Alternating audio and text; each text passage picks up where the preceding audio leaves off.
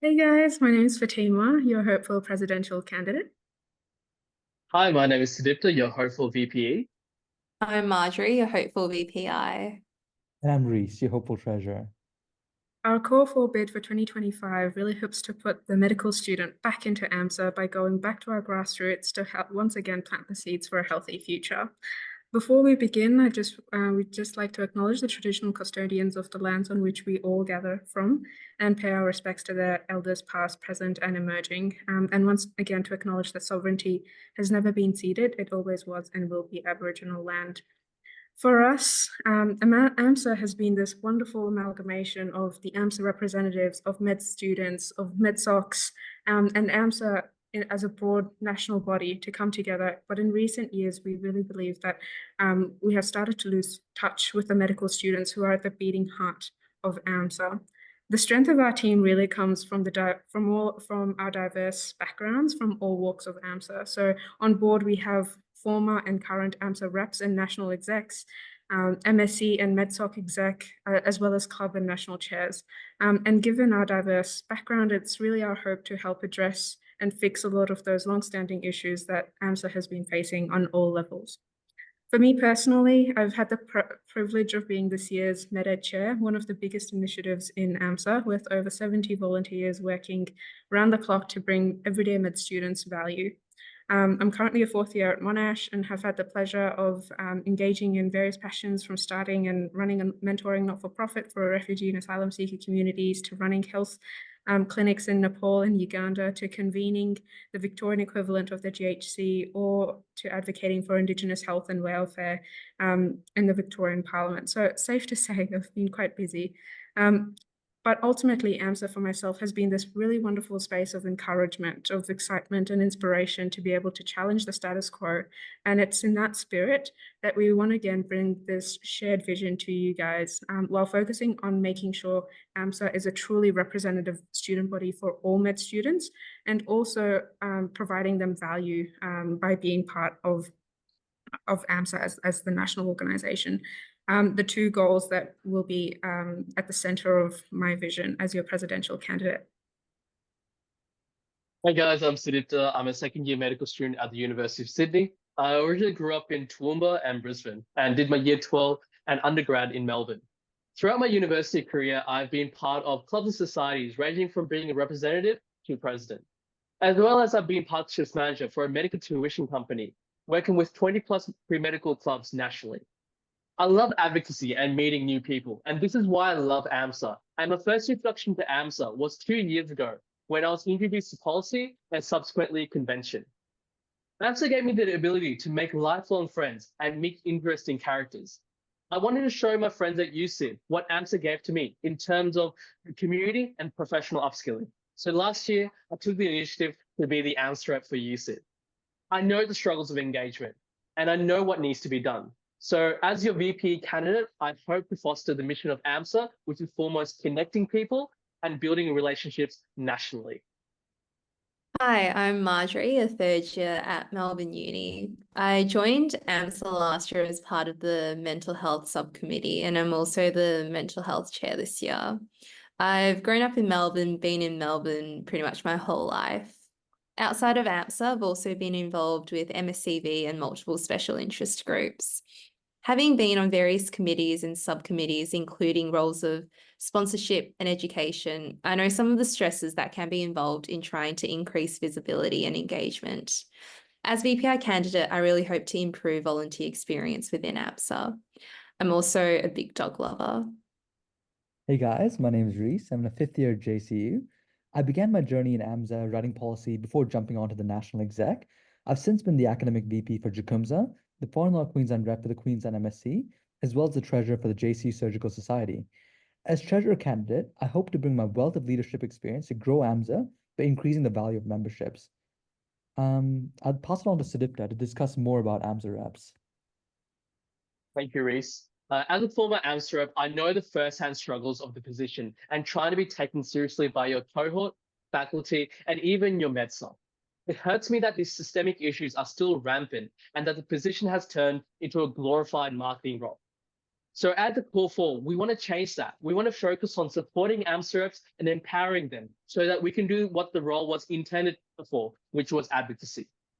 The way we want to strengthen support is by increasing the capacity of the AMSA rep, by introducing clearer position descriptions, revamping handover, and increasing top-down communication through a paired national coordinator position. We understand that each medical school has their own nuances, and they engage with AMSA and the MedSocs differently. So we want to closely work with the AMSA reps and the MedSocs to develop a engagement tier system, which will reflect the needs of the student demographic. We saw the success of O Week with the budget and exec presence, and we want to continue investing in the future of AMSA by planning early and starting early. Every AMSA rep will receive an O Week toolkit and with more tangible ABCs and a budget. Ultimately, this should alleviate the pressures of marketing, and AMSA reps can then focus on what they do best, which is advocacy. Passing it on to Fatima to speak more about our vision for advocacy. Thank you, Sudipta. Again, we hear you reps in advocacy, trying to drum up engagement in policy think tanks, which continue to have dwindling student numbers, is a constant struggle. Ultimately, the way we have identified it's because policies are not relevant and perhaps not interesting enough to the student cohort. Inevitably, that leads to a bit of a disconnect happening on the policy process at every level. And also, it doesn't help when there's a perception that things are not moving along, and therefore, why should the average medical student then want to actually engage? It's our hope to be able to address this through a complete revamp of the current policy process to again make sure that that policy works for us and that we're not constantly chasing our tails with the next policy life cycle. Our focus will be on quality over quantity and involving med-ed research to work in tandem with our national advocacy campaign to make our policies more evidence-based based in line with the big guns like the AMA, the AMC, MDANs. Also, we've heard your struggles loud and clear, having to read 6 separate 30-page policy documents and running a think tank all in 2 weeks, whilst having to manage a busy med school year with exams and assessments all on at the same time is incredibly demanding. So we aim to go a step further with the executive summaries and provide an easy-to-read infographic summary so that you don't have to spend 50 years trying to explain policy, the ins and outs of a policy to the average medical student. This will also be through codifying a policy audit at the start of the year and then continuing to bolster our reactive advocacy strength to be able to address the issues that are brought up throughout the year. Our policies will continue to support and supplement the local amazing work that MedSocs have been doing for their student cohorts by continuing and bolstering initiatives like the med-ed assessment audit, the queer curriculum guide, or the mental health curriculum guides. Our new and reimagined policy review process will be supplemented through the town halls, which will be supported in local and state nodes with codified incentives for people to for actually participating. These town halls will be avenues for students not only just to review policy, which is what it traditionally has been, but as an avenue for students to actually voice their concerns about what are the things that affect them. And for AMSA as a national representative body to go ahead and work on those things. I'll pass it off to Sudipta to go into more detail. Thank you, Fatima. We believe that AMSA is strongly positioned to do reactive advocacy, responding to key issues affecting medical students as they happen. However, our hands are tied due to our own systems and procedures. We want to make advocacy more accessible and tangible, from the grassroots of medical students to national priorities.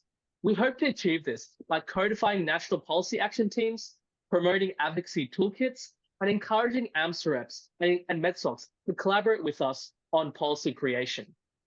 Policies will be determined for review based on the AMSA reps, as they are the people on the ground who truly understand the demographics of their medical school.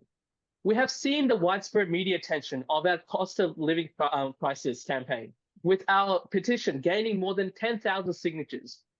Medical students were empowered to voice their opinion and share this petition with their friends and family. It is union-like advocacy that medical students need to drive change.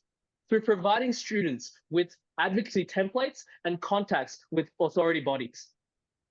Not many medical students know how our policies are being utilized and what advocacy AMSA really does. Hence, we want to be transparent with our advocacy by showcasing this through infographics, reels, and TikToks. Advocacy upskilling will be the mainstay of our work through running policy workshops so that policy writing is accessible and also easy to get involved in. In the same vein, we want to bring back NLDS, a vision that many AMSA alumni look favorably on to inspire the next generation of leaders in healthcare and medical advocacy. In summary, we want to make advocacy accessible, tangible, and transparent for medical students nationally. I'll be passing on to Margery to talk more about what we can do for medical students. Thank you, Sudipta. So having only become a member this year after signing up for council, I definitely feel that not many students outside of the AMSA bubble know about the benefits of being a member. I personally, at the moment we've got the blue light card, which I personally don't really use. I haven't really used. So we really want to expand and broaden the member benefits to really provide cost of living relief to students who have it tough. We also want to celebrate our members through an AMSA Member of the Month and an AMSA Scholarship. AMSA has also traditionally been considered mainly an events company, so we really want to go beyond this and provide more tailored opportunities for postgrad and final year students, a growing demographic who often feel quite left out. We want to do this through opportunities such as career-focused events and research platforms through MedEd, as well as collaboration with the Australian Medical Students Journal to publicise any research that does take place. We're also very excited about AMSA Careers, a new initiative group that will work closely with the colleges specifically to provide specialty guides, career pathway nights, and share opportunities of job listings, as well as scholarships that are available through the colleges. AMSA Shark Tank is something where students can pitch ideas they have to the board, to the exec, and to also secure some funding from our sponsors. For those budding entrepreneurs and visionary thinkers amongst us who will likely become famous and rich quicker from implementing their ideas than from becoming future doctors, we want to cater to you to bring to life the next exciting project that you have. And we also want to increase international opportunities such as international exchange by partnering with the Asian Medical Students Association, all of which we believe will truly increase the value of being an AMSA member. I'll now pass on to Fatima to talk about the AMSA app. Thanks, Margery. Again, we've heard you, reps. Unfortunately, the promo role has taken over the advocacy role, which you really hope to do much more of as AMSA reps. So to really address this, we hope to use the power of progressive web apps and in existing AMSA infrastructure to create an app that really tailors the students' own interests, whether they're the brainiac class guns to the social butterflies or the social justice warrior types amongst us who are surely always found in a debate with someone. There is something in AMSA for everyone. However, the constant bombarding of 12 different initiative and representative groups inevitably drown out the already overwhelmed student barely trying to keep up with the constant notification buzz. So I'll pass that off to Reece to really show this app off.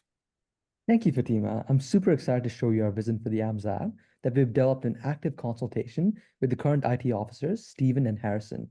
Right off the bat, I know there's a lot of things that we promised in past years that were not quite delivered. However, rest assured, the development of the web app is in active progress in terms of porting things like MedEd over, which should be done by September. You can actually test out a rudimentary version of our app by going to the AMSA website on your phone and sharing it to your home screen, as shown down below. Now, it is our goal that during O Week, students will scan the provided QR code, which directs students to our website where they can share the AMSA app onto the home screen as shown. After selecting the interest in creating a free account, users can then learn more about an AMSA membership and purchase one from the app. Here, let's say I'm interested in academics and research, social events, and advocacy and leadership. I'll select these in the app, have the opportunity to create a free account, and I'll be prompted I'll be placed into the AMSA app home screen. Here, as mentioned before, I can learn more about the AMSA app going back to like the reworked ABCs of AMSAs, as Sudipta mentioned, focusing more on the tangible offerings, such as academics with over 2,000 MCQs and 200 OSCE stations, as well as benefits, like Margery mentioned, in terms of the blue light card and other exciting benefits that we plan to bring up as well, and also things like convention and community. Now, front and center with the AMSA app experience will be the AMSA MedEd, because at the end of the day, we're all medical students, and AMSA MedEd will be the reason for students to return to the app, from practicing the MCQs and OSCEs, as well as research and career opportunities. There's also notifications tailored to our interests. Earlier, I mentioned that I was interested in social events. Here, I can learn more about convention. At the end of the day, yeah. As a former MedSoc and MSc exec, one of the things that was kind of brought up in our consoles was the idea of collaborating and not competing. AMSA exists in this unique space to support societies, and as such, we want to work with you guys and not step on any toes. It's one of our goals to tailor this individual engagement plan, as Sudipta mentioned, before the New Year's, and working with you guys instead of the one size fits all plans of the past. This plan will involve AMSA reps, MedSocs, and MSCs, as well as local clubs and prospective and newly accepted medical students. Before the new year, we hope to identify niches for collaborative local events that connect AMSA groups with local counterparts, and also expand our internal grant schemes to support this.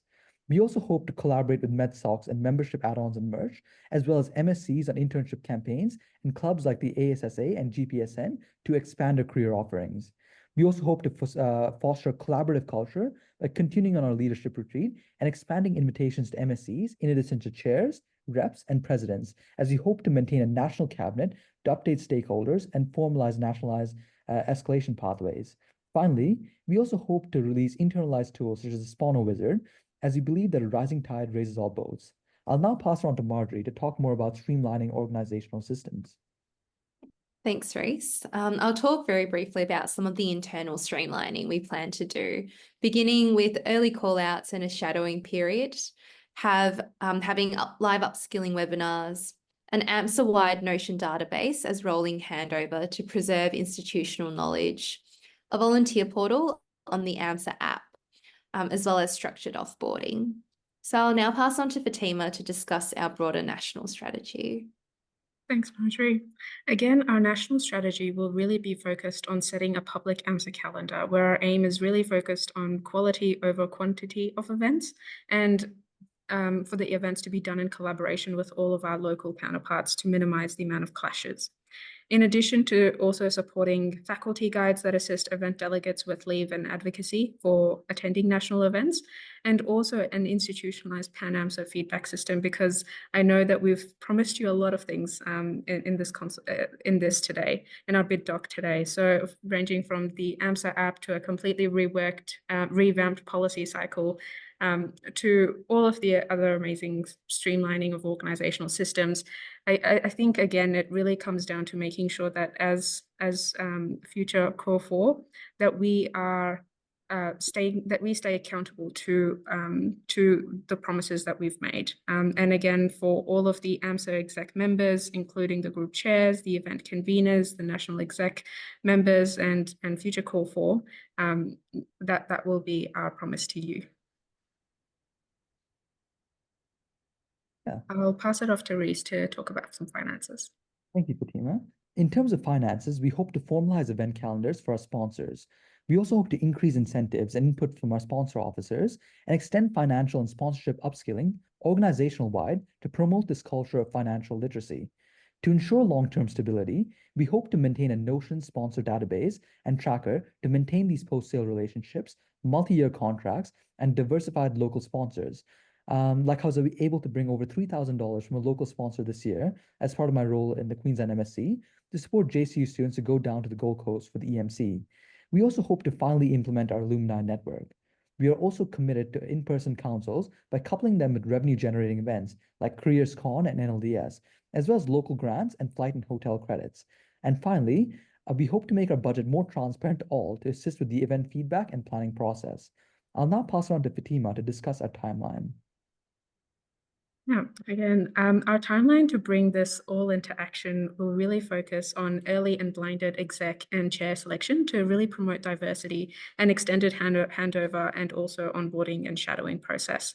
It will also involve early app development and collaboration with all of the local stakeholders to really determine the best engagement strategy and to formalize that AMSA national calendar with an extended leadership retreat in time for a week for 2025. Again, it's our hope that our experiences, as outlined here in our CV, alongside our vision, as well as that we've discussed, will really, again, put the medical student back into AMSA. Thank you, and I hope that you consider us for Call for 2025. And if you have any questions, feel free to get in touch. We look forward to meeting you in person soon. Bye.